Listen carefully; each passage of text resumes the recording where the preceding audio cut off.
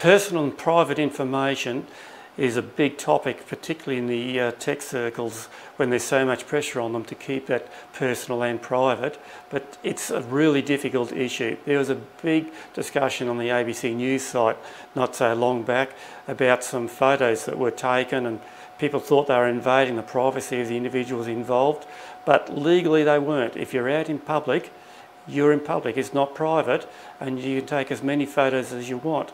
The reason I bring that up in this context is that there is an assumption that everything is private by default. That's not true. In fact, it's public by default, and you need to make it private.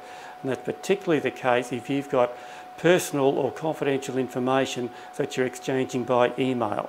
You must assume that anybody can read the email, and the only way to make sure that you retain confidentiality is to wrap that confidential information up into a file and share a link to that file in a private way. Let's see how it's done. Over here, I've opened up my OneDrive area. We've got a file on there that we'll use for photo shoots. You can see that quickly if I open that up. Very straightforward file. Just takes a record of who's done what, and we'll pretend that we're going to go out on a live stream and we need to get that out to the photographer. So I've already prepared the file.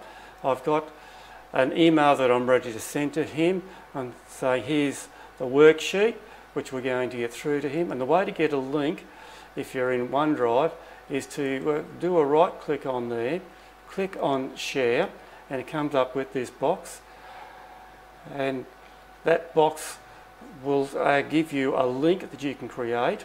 If you want to, you can actually put an email address in here, someone at whatever.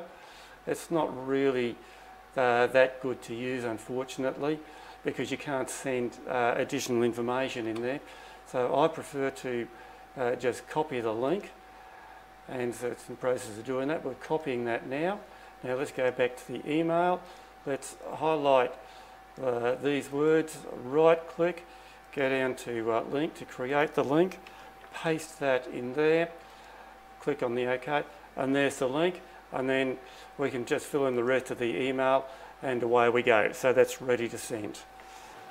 So that's how you can keep private information private on a very public email. You put the information in a file on a server which is secure, like OneDrive, and there's lots of other options as well, and share a link to that file. That way nobody else can get to it.